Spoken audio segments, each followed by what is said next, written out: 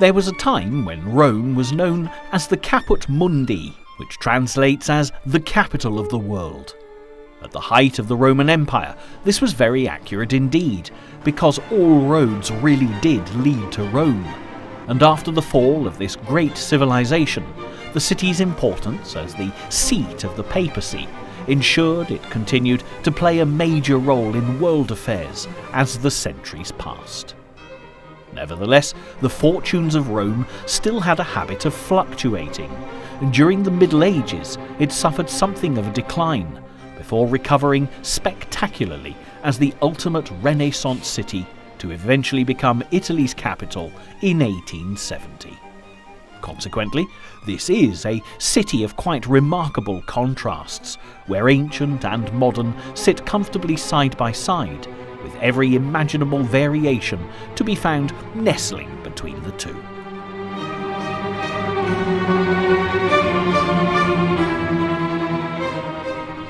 Rome is built on either side of the river Tiber, having been founded on the 7 hills that dominated this region of Italy's western coast. But like so many of the world's great cities, Rome actually started out as a more modest settlement. The Iron Age village on the Palatine Hill, which overlooks the ruins of the Forum, was where it all started, and everything you see before you had its origins here. From this cluster of a few buildings, the beautiful city of Rome evolved, with a people as cosmopolitan as the rich heritage you see before you. One minute, you'll find yourself wandering through an ancient temple. The next, drinking a frothing cappuccino in a stylish street cafe, and all with perfect equilibrium, which undoubtedly contributes to Rome's inviting and thoroughly intoxicating atmosphere.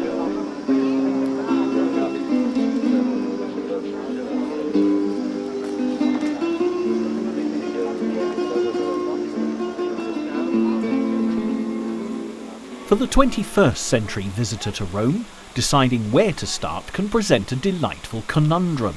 But for many people who come here, it is Vatican City that's the main attraction.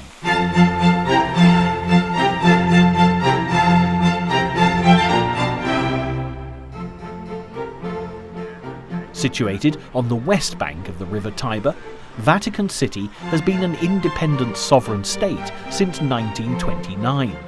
And although its fortress-like walls can seem quite intimidating at first sight, if you head for St. Peter's Square, you'll find a very warm welcome awaits you. The square is dominated by St. Peter's Basilica, which is very probably the most famous church in the world, although technically not the largest. As tempting as it may be though, pause a while before joining the queues to gain entry to this incredible building, because the square itself is equally as fascinating. You really do have to come here to fully appreciate the vastness of Bernini's Piazza San Pietro, and standing in the middle of this most grandiose of public spaces will afford you the most amazing views.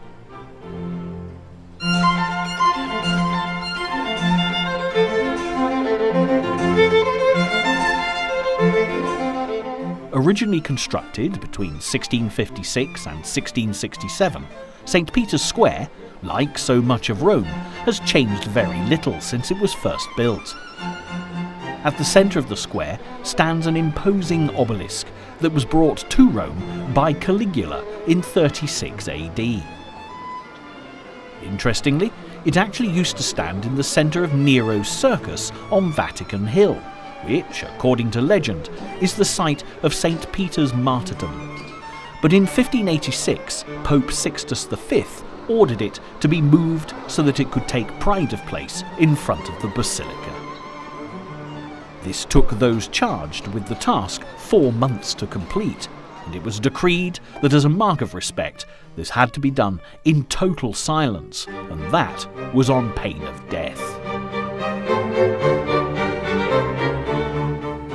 Looking out from the obelisk and the 2 fountains that stand on either side of the square, you can't help but notice the walkway of Via della Conciliazione, a huge, wide street that brings so many visitors to this most historic of sites. As large and grand as this road is, it sadly detracts from Bernini's original plan for the piazza.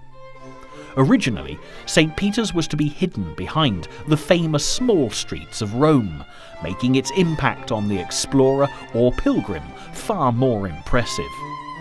However, the Italian dictator Mussolini, who had his own plans for creating a second Roman Empire during the Second World War, also had grand ideas for the street leading up to St. Peter's and bulldozed the then existing Via della Conciliazione to the ground.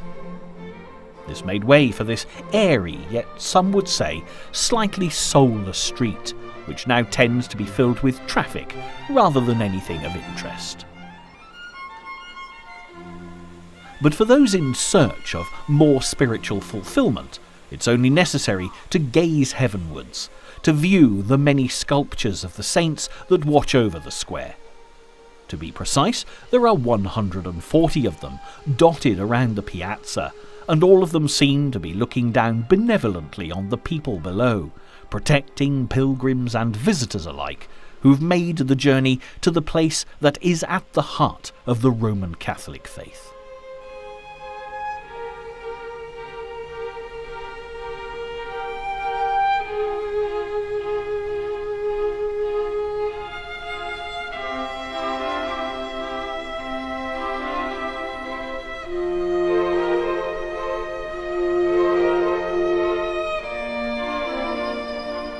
And so we come to the great church of St. Peter, which is visible from many vantage points around the city, with a magnificent dome that was designed by Michelangelo, even though it wasn't actually completed until after his death.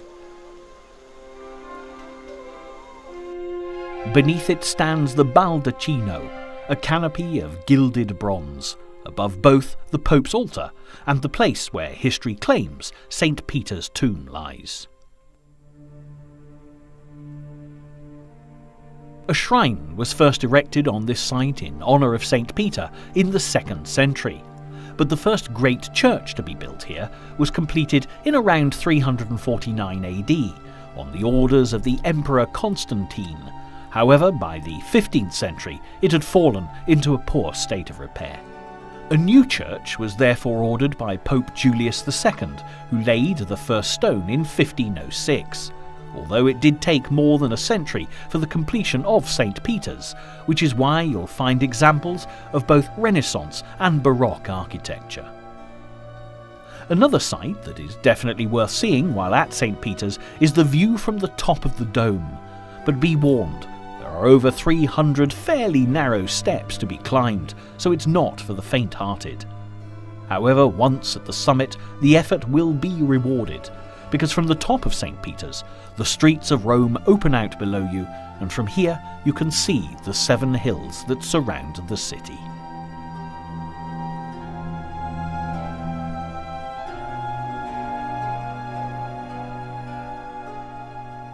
One thing you should ensure you have when visiting the Vatican is plenty of time, because as well as St. Peter's Square and the Basilica, the Vatican museums are also worthy of a great deal of your attention.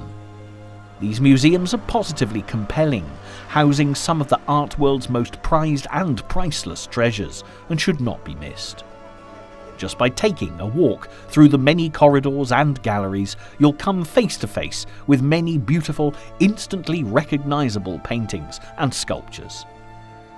Of course, the most famous of these are the frescoes that adorn the Sistine Chapel, painted by Michelangelo over a period of 4 years. The Sistine Chapel represents arguably the greatest masterpiece in Western art, and is the largest body of painting that's ever been created by one man. But there's a great deal more to see here besides, including the Raphael rooms and a wonderful museum of African art. It would be all too easy to spend hours and hours wandering through the Vatican museums, but following the course of the river Tiber will bring you to the imposing Castel Sant'Angelo just a short distance away.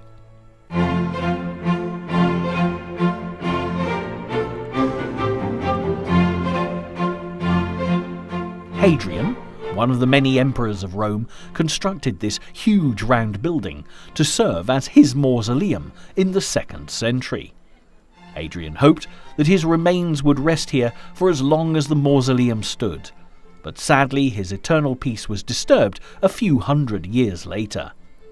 In the 6th century, Hadrian's mausoleum was transformed into a fortress, and it's easy to see why this decision was made when looking at the castle from afar, because the building really does dominate the landscape.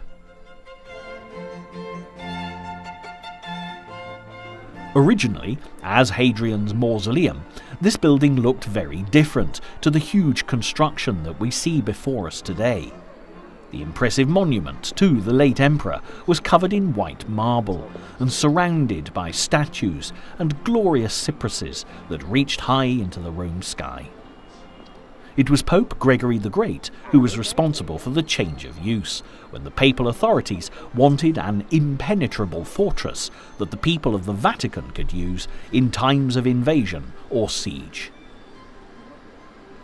Just by looking at the castle from the outside, it's possible to get a sense of how secure they would have felt, protected by these massive walls when the need arose, which it certainly did.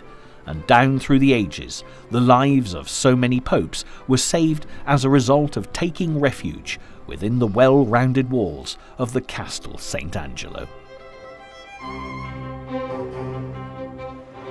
In fact, the papal authorities covered every eventuality, quite literally, building a secret passage from St. Peter's all the way to the castle. Known as the Vatican Corridor in English, the Passetto di Borgo from the outside simply looks like an imposing 30-foot high wall, very much like any other ancient wall you'd find in so many of the major cities of the world. Its rather dull exterior nonetheless hides within it the secret passage that led popes of various eras to safety.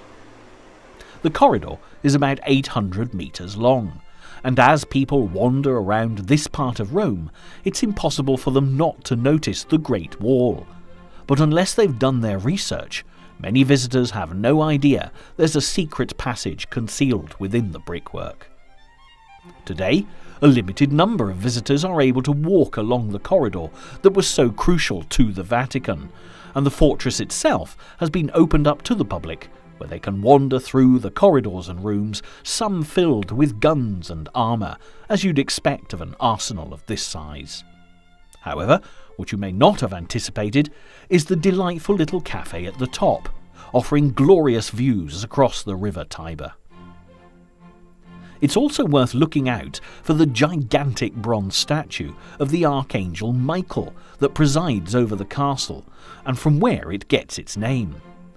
The sculpture was created by the Flemish artist Peter Anton von Verschaffelt in 1753, and the round hall, which can be found just below, houses the original cast from which the angel was made. The angel at the top of the castle has weathered the ravages of time very well indeed, as has another popular tourist destination known as the Spanish Steps, that have stood here since 1726.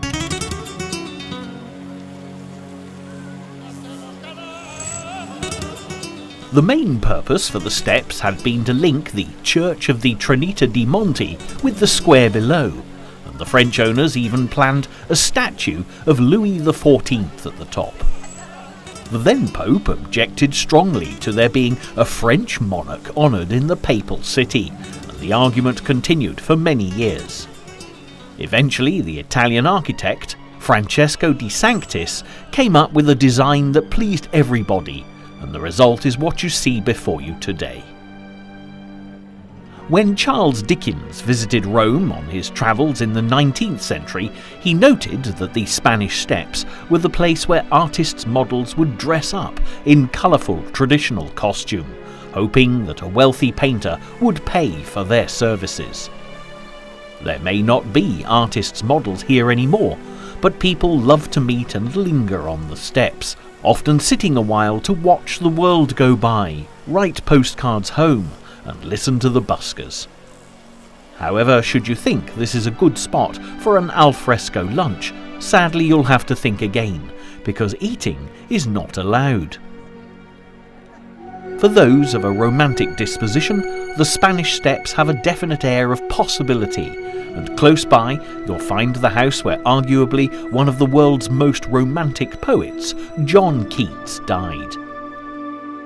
The wonderful Keats-Shelley Memorial House, with colours that reflect the square, is a museum that commemorates the fact that Keats spent the last few months of his life here in 1821, before his death at the tender age of 25. The death of Keats actually inspired another great romantic English poet, Percy Bysshe Shelley, to write the poem Mourn Not for Adonis. But sadly, Shelley too died young, drowning in a boating accident soon afterwards. Both poets are actually buried in Rome's Protestant cemetery and jointly remembered in this delightful literary museum. Now, should all this talk of the romantic poets of English literature put you in the mood for a pot of fine tea and a slice of rich cake, surprising as it may seem, Rome can actually accommodate you. A quick dash across to the other side of the steps will bring you to the oldest tea rooms in all of Italy. The Babington tea rooms have been serving a dizzy array of exquisite teas since 1893. And although not strictly an Italian tradition, they do make an excellent brew that can help any weary traveller unwind for a few moments as they soak in the historical atmosphere. It was two English sisters, Anna Maria and Isabel Cargill Babington, that opened the tea rooms to cater for the late Victorian and early Edwardian travellers for whom Rome was a very popular destination. Scones, jam and Earl Grey tea were very definitely the order of the day, and for 21st century tourists the food remains distinctly British, offering homely comfort food rather than haute cuisine. The reason the Spanish Steps needed to be so grand is immediately evident when you climb up them to visit the Trinita di Monte. Although the main reason for the steps' inception, the magnificent church is often ignored, which is a great shame, because you'll discover remarkable Gothic architecture here, and wonderful paintings by Daniela da Volterra, a pupil of Michelangelo. And of course, even if you've had your fill of fine churches at the Vatican, the view from the top of the steps is one of the most delightful in Rome. But do be careful of your possessions here, as particularly when it's busy, this is an area where pickpockets are known to operate. Making your way back down the steps and wandering through the square, you might be a little surprised at what's being sold, and you'll certainly struggle to find a historic artifact. The elegant shop windows are nearly all filled with modern designer goods, and for the most stylish and fashionable emporiums of all, Via Condotti is most definitely the place to go after reaching the bottom of the Spanish Steps. This is where crowds flock to gaze upon the clothes, shoes, accessories and leather bags that tend to be exclusively the province of the rich and famous, courtesy of their price tags. Walking really is one of the best ways to explore Rome if you want to discover the most intriguing parts of this fascinating city. As you meander slowly around its streets, you can't help but notice how welcoming the narrow lanes of Rome actually are. Along every pavement there seems to be either a cafe serving aromatic Italian coffee, a high fashion store, or an inviting restaurant. Rome really does reward the adventurous, and by putting on your walking shoes you'll uncover some of Italy's most precious treasures. And having done so much walking, you can of course indulge in the rich array of food and drink on offer wherever you happen to go. One of Rome's most astonishing hidden gems is the Trevi Fountain. Now, of course, everyone knows about the Trevi Fountain, but despite its fame worldwide, most people are unaware of the best way to view it. For the fountain to create its biggest impact, it really should be stumbled upon, as if by accident, while you wander the streets. Don't look for the Trevi Fountain, let it find you, and you'll be rewarded 1,000-fold. It's actually just a short walk from the Spanish Steps, and as so many of the streets around it are narrow with tall buildings that obscure the bigger picture, when you do take in the grandeur of the fountain for the first time, it makes it seem even larger than it really is. The Trevi Fountain is a magnificent Baroque sculpture draped effortlessly across rocks that seem to have formed organically as an offshoot from the Renaissance palace to which it's attached. The fountain took well over 30 years to create, and sadly the designer Niccolo Salvi died before its completion in 1762. The fountain is powered by a complex structure of waterworks, and because of this, Salvi had to spend much of his time underground in dark, dank conditions, and so developed lung problems, which ultimately cost him his life. Above ground, however, nothing could possibly be described as dark and dank. The radiant sculptures and gushing water make the Trevi Fountain one of Rome's most popular attractions, where Neptune's chariots leap from the water, adorned with seahorses, all representing the contrasting moods of the seven seas. But this isn't the only reason that so many visitors come here. What's more, they're willing to part with their money when they get to the Trevi Fountain. Custom has it that if you throw a coin into the pool, you're sure to return to Rome one day, a prospect that seems very attractive indeed. In fact, approximately 3,000 euros a day are collected from the pool and used to help good causes. But it isn't quite as simple as hurling in your loose change. For the magic of the Trevi to work, devotees of Rome who wish to come back should face out from the fountain and throw 3 coins with their right hand over their left shoulder. And for all those that come here, let's hope that it does.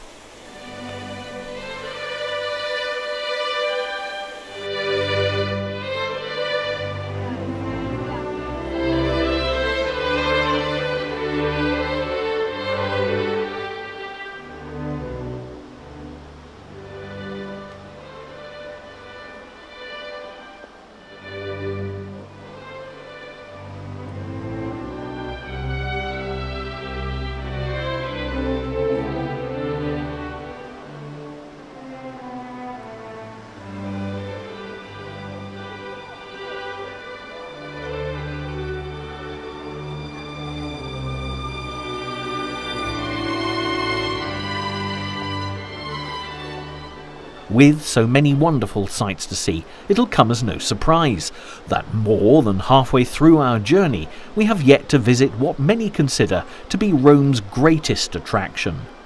No trip, be it virtual or in person, to this fascinating city would be complete without an excursion to the iconic building that is the Coliseum.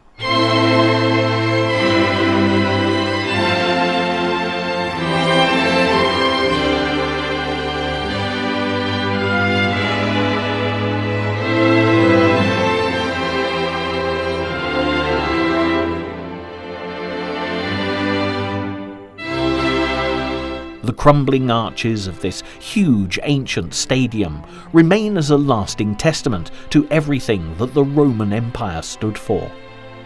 The very fact that this building was created almost 2,000 years ago is proof, if ever it was required, of just what the Romans were capable of.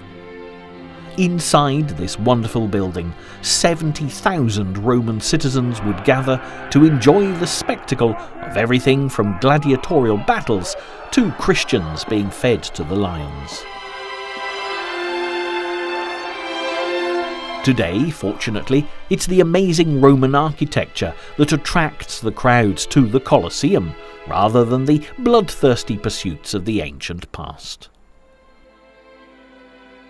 The founder of the Colosseum was the Emperor Vespasian in AD 72, a former soldier who bravely commissioned the great amphitheatre on marshy ground, that had been the site of a lake in the grounds of his predecessor, Nero's palace. The project took some 6 years to complete, and with 80 arched entrances, Corinthian, Ionic and Doric columns, to mention just a few of the features, it's hardly surprising.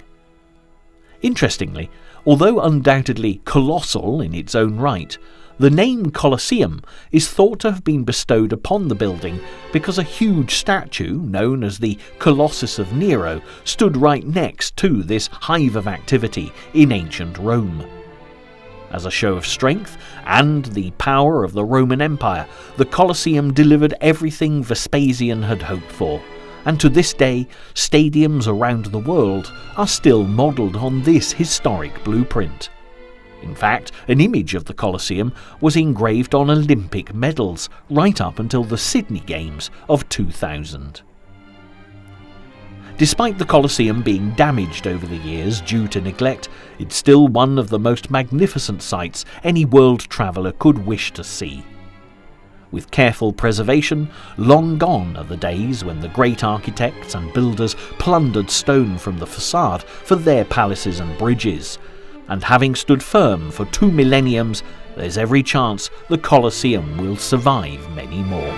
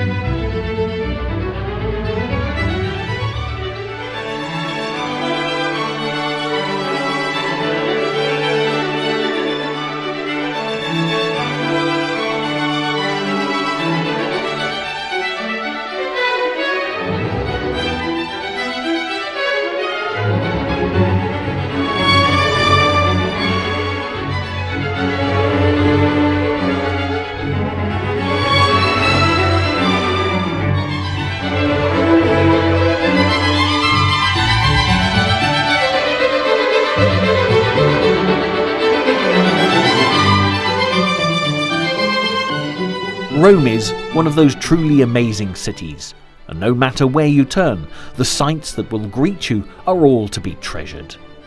This is most definitely the case in the district around the Colosseum, where the sheer number of ancient ruins, not to mention their quality, can only be described as phenomenal.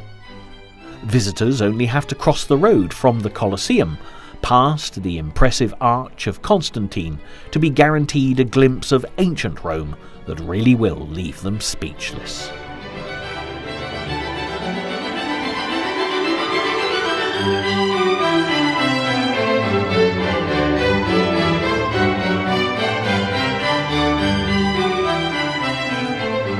Stretching out seemingly forever are the ruins of the Forum that were once the beating heart and centre of life in ancient Rome.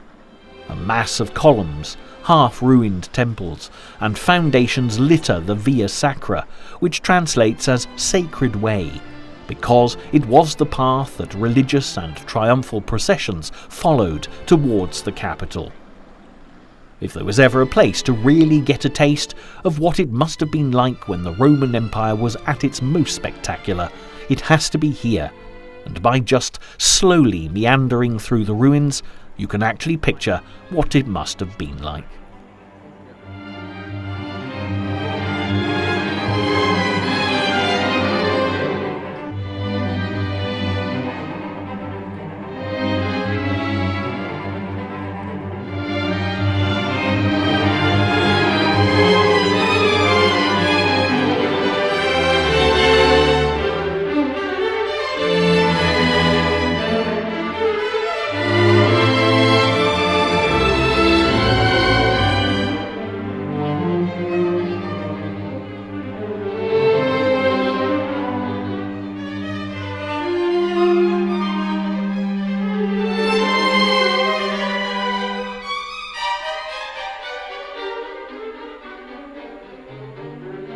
For aficionados of William Shakespeare's play Julius Caesar, with a little time to spare, it's possible to locate the rostrum from where Mark Antony is said to have delivered the famous line, "Friends, Romans, countrymen, lend me your ears." And there is no shortage of fine views that would be the envy of any theatre producer attempting to stage the play. But sadly for the Forum and the great empire of Rome, just like Julius Caesar, the days of glory were numbered.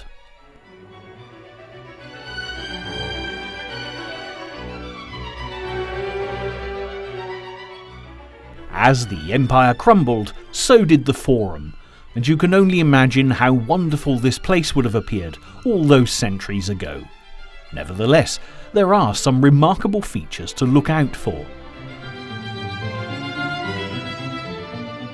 There's no better example of this than the Temple of Saturn, with its huge columns that dominate the majority of views of the Roman Forum. The temple is not just one of the most intact ruins in this area, but has also proved to be one of the oldest. Created in about 500 BC, this temple, as the name suggests, was built in honour of the agricultural deity Saturn. Although dedicated to the god Saturn, the actual use of the building was as the Roman treasury. Within the temple's walls, the Roman Empire's reserves of gold and silver were stored for safekeeping. Sadly, like most of the ruins in the Forum, all that remains today are the vast columns that would have graced the front of the building. However, even as a ruin, they still evoke a sense of grandeur, and this is definitely the place to come to get a sense of the huge scale that characterised ancient Rome.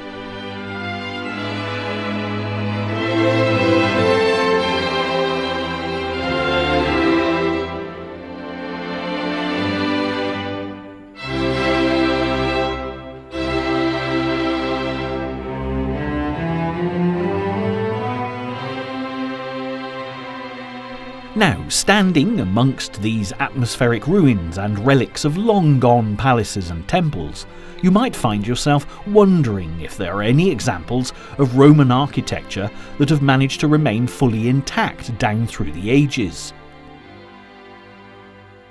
Well, the answer is a resounding yes, and if you make your way to the Piazza della Rotonda, you can see for yourself the most amazing example of the true genius of Roman civilization. There's something delightfully charming about this small square, surrounded by cafes where visitors of all nationalities stop to eat, drink and rest a while. But when you come face to face with the Pantheon, you know you're in the presence of greatness.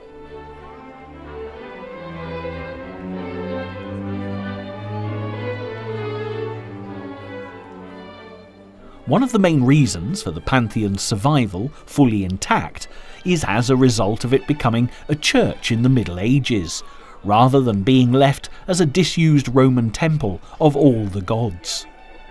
At first glance, however, you won't see the most dramatic feature of this building, until, that is, you step inside. What you see here is a vast rotunda with a height and diameter that are equal at 140 feet. At the top of the dome, the oculus, which is quite literally open to the elements, provides the only source of light. It is indeed a marvel of Roman engineering, instigated by the Emperor Hadrian in the 2nd century, to replace an even earlier temple, but today you'll find additions from many of the centuries since. The most famous tomb to be seen here is that of the great Italian Renaissance artist Raphael, who died in 1520 and was buried here at his own request. This truly is a fascinating building. Unfortunately, as rainfall is minimal in Rome, the hole in the dome poses little problem. Nevertheless, the Roman architects did have every eventuality covered, and if you look closely at the marble floor, which was restored in 1873, you'll still find the drainage holes of the original design.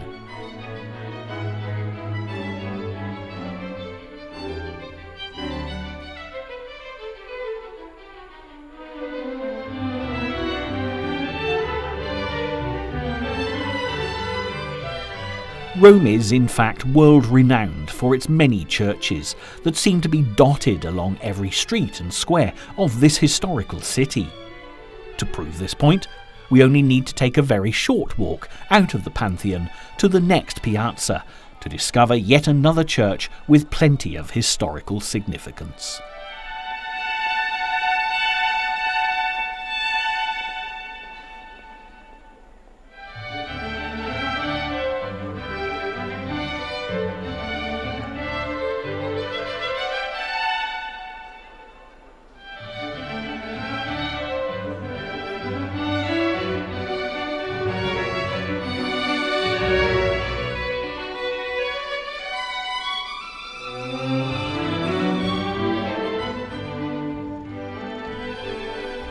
The church of Santa Maria sopra Minerva actually dates back to the 13th century and is one of the few examples of Gothic architecture to be found in Rome.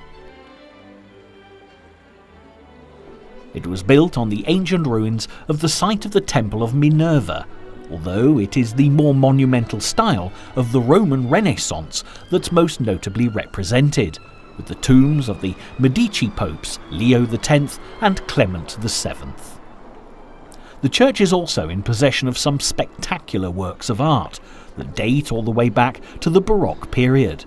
So no matter how many of Rome's churches you've already visited, it's definitely worth taking the time to enjoy this delightful and historic place of worship.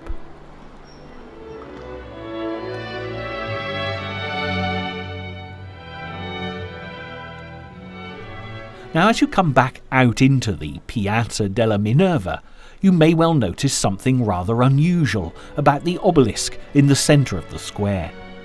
There are many spectacular obelisks to be found in Rome, but this one, set on the back of an elephant, is quite remarkable.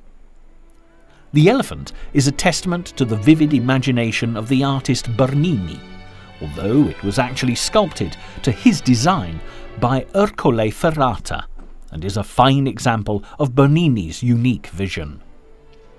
It was originally intended as a joke to decorate the Palazzo Barberini, but there was a more serious reason for the choice of subject, as the elephant was an ancient symbol of intelligence and piety, virtues that the Christian church at this time most definitely aspired to. Other churches in the district around the Pantheon to look out for include the Church of St. Eustace, or Sant Eustachio as the Romans know it. This one dates from the times of the early Christians, when it offered relief to the poor and needy.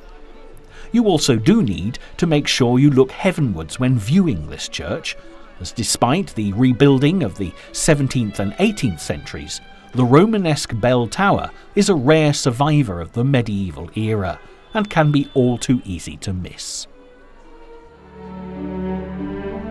And if you'd like to see a church that's very different again, just metres from Sant Eustachio, is the Church of Santa Maria Maddalena, dedicated to Mary Magdalene. Built in the 17th century, it's a fine example of a Rococo-style facade, and this kind of architecture is often referred to as icing sugar style, which you can see is very appropriate indeed when you look at all the swirling shapes and embellishments that decorate the front of the building. This church is another stunning example of the hidden gems that Rome has to offer anyone who's prepared to take just a few steps off the main tourist track.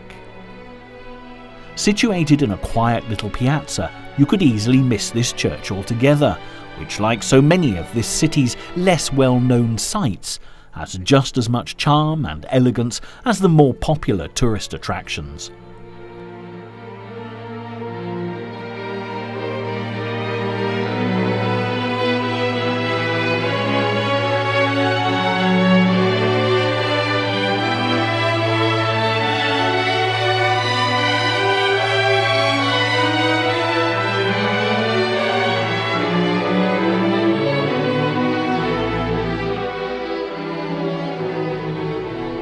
Rome is, without doubt, a city of great contrasts, and from a tiny Rococo church, which can often be overlooked, we come to our next destination, which could never be described as being obscured in any way from public view.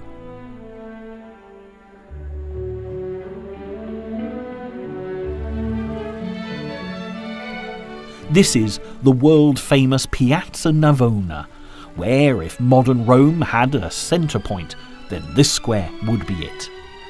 The square is a wonderful sight and a great place to walk to, as it's reached on most sides by Rome's narrow streets. And just like the piazza where the Trevi Fountain can be found, once seen, it'll never be forgotten.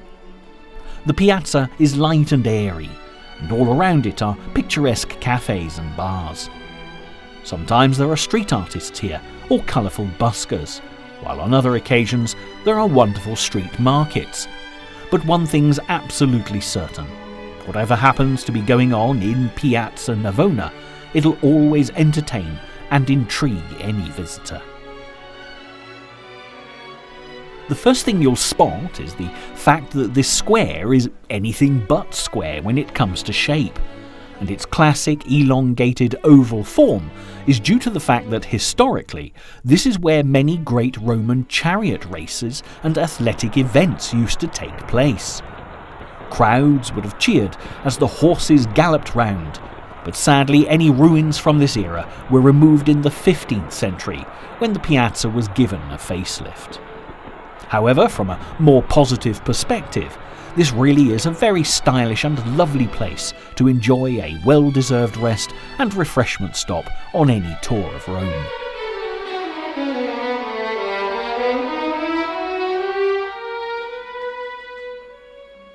Again, there's an obelisk to mark the centre of the piazza, this time of Egyptian origin, brought here by Pope Innocent X. At the heart of the piazza there are also a number of famous fountains and statues, the most famous being the Fontana di Quattro Fiumi, which is at present undergoing renovation, but represents the great rivers of the world. Bernini was responsible for the design, and although you can't see them on this occasion, all the figures are said to be shielding their eyes in horror at the church of Sant'Agnese in Agone, designed by Bernini's rival, Carlo Borromini. In fact, the church is very lovely to look at, and this is one of history's popular stories that has no foundation whatsoever in fact, as Bernini had completed work on the fountain before Borromini had even started work on the church. Sant'Agnese in Agone is believed to have actually been built on the site of a brothel where, in AD 304, Agnes, the saint who gave her name to this fine place of worship, was tested for her faith by being stripped naked and left to recant.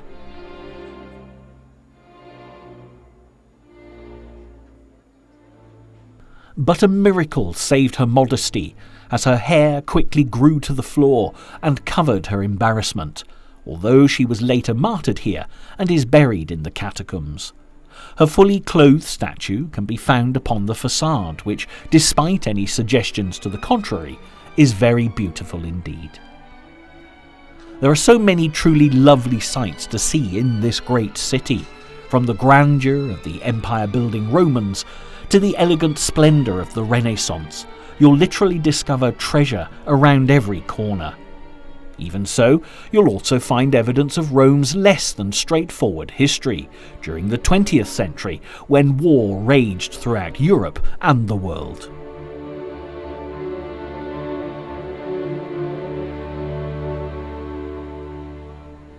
Firstly, few could miss the huge Victor Emmanuel monument that was built to celebrate the unification of Italy under the king who gives the great white edifice its name, and is depicted in the oversized gilt bronze statue that dominates the scene.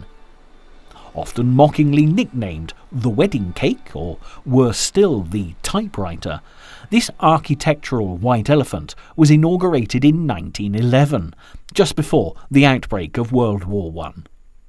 Although considered to be the epitome of self-importance, visitors still flock to see this staggering monument that heralded the birth of Rome's modern age.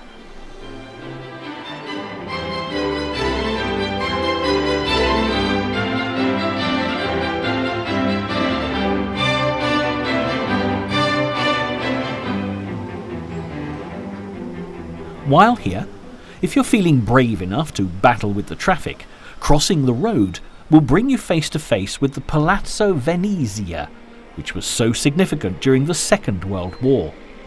If this window looks familiar, it's because this was where the Italian dictator Mussolini used to address the crowds, the building being his headquarters. Rome was actually of great strategic importance during World War II, with Mussolini having grand plans to restore the city to its ancient glory. However, his fascist regime and alliance with Adolf Hitler and his axes of evil, in what Mussolini called the Pact of Steel, did much to harm a city that had already survived a great deal. As American troops marched into Rome early in June 1944, just before the D-Day landings in France, it marked the beginning of the end of Italy's struggles. Mussolini was eventually captured by Italian communist partisans and was shot just days before Hitler took his own life in Berlin, paving the way for Victory in Europe, or VE Day, celebrated on the 8th of March 1945.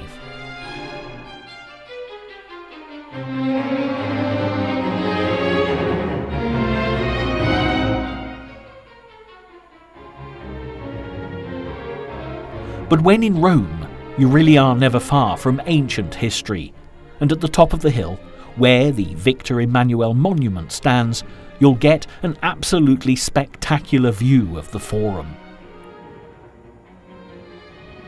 But there's even more than this delight to enjoy, as once you reach the Piazza del Campidoglio, designed by Michelangelo, you'll find the entrance to the truly magnificent Capitolina Museum. Here you can discover the legend of Rome being founded by Romulus and Remus, the mythological twin sons of the god of war Mars, raised by a she-wolf. And if sculpture happens to be your passion, then you'll have definitely come to the right place.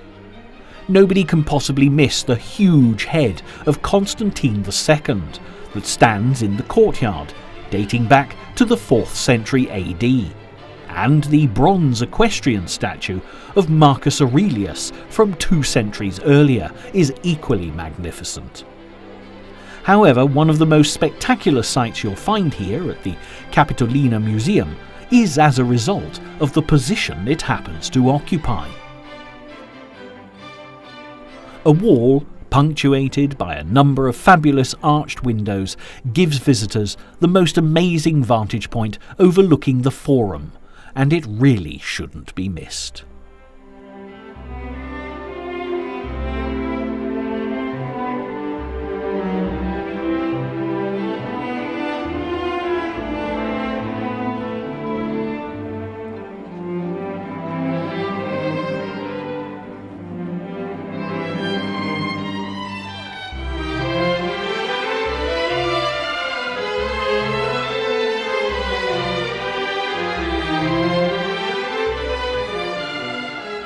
Very sadly, our time in Rome is now drawing rapidly to a close, but we have just one more journey to make upon leaving the Capitolina Museum.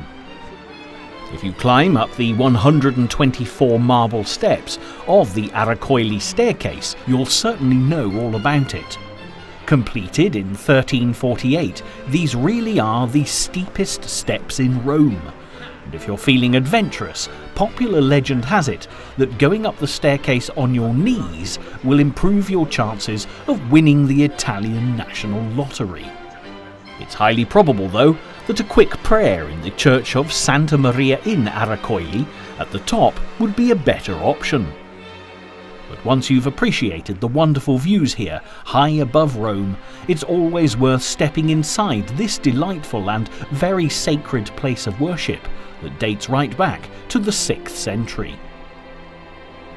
After 124 steps, counting the church's 22 columns is a far less arduous task, and they were all brought here from various ancient buildings.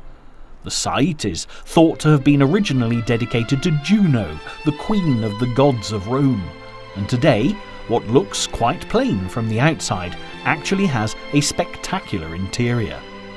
This was once the church of the Roman senators who gathered at the Forum, and despite being undoubtedly very popular with tourists, there's still a sense of the sacred about Santa Maria in Aracoili, as many people come in to worship as they go about their day-to-day business. It's very hard to define the magic of Rome, and even more difficult to explore every nook and cranny of this beautiful and fascinating city. As you've already seen, for the majority of visitors, the first port of call is likely to be the world-famous Vatican, most notably St. Peter's Square and Basilica. At the heart of the Roman Catholic Church, devout pilgrims can be found alongside the sightseers, making this a very special and spiritual place from whatever perspective you happen to be viewing it.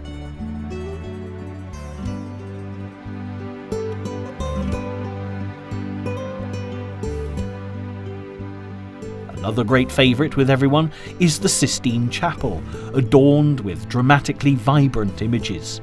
But the journey to reach it, through the fascinating rooms and lengthy corridors of the Vatican Museum, is equally spectacular if you can curb your impatience to see Michelangelo's masterpiece. But if this wasn't treasure enough, the relics of ancient Rome allow visitors to actually come into contact with one of the world's greatest civilizations of all time. With such spectacular highlights as the Colosseum, the Forum, and the almost perfect Pantheon, historians, whether professional or keenly amateur, will find themselves quite literally touching the past.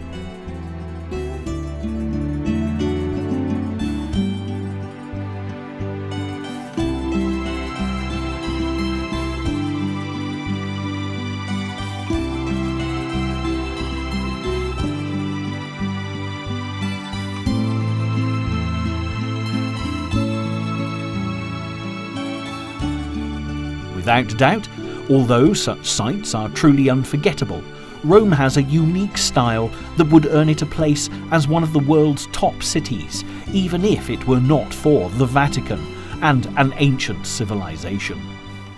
Wandering the narrow streets and discovering the Trevi Fountain is a remarkable experience. Judging by the crowds that can always be found here, throwing coins over their shoulders into the water, one visit to Rome is evidently not enough. Wherever you go, the architecture is mesmerising, the statues overwhelming, the atmosphere completely charming. You'll find delightful surprises around every corner, and if you just allow Rome to weave its magic, the memories you'll forever carry of this incredible place are guaranteed to make you smile, however long it happens to have been since you were there. Lord Byron described Rome as the city of the soul, while Rudyard Kipling wrote of it as being above the nations. But hopefully, you'll now be able to make up your own mind about the city built so long ago on 7 hills, and more importantly perhaps, have been inspired to follow one of the many roads that history tells us all lead to Rome.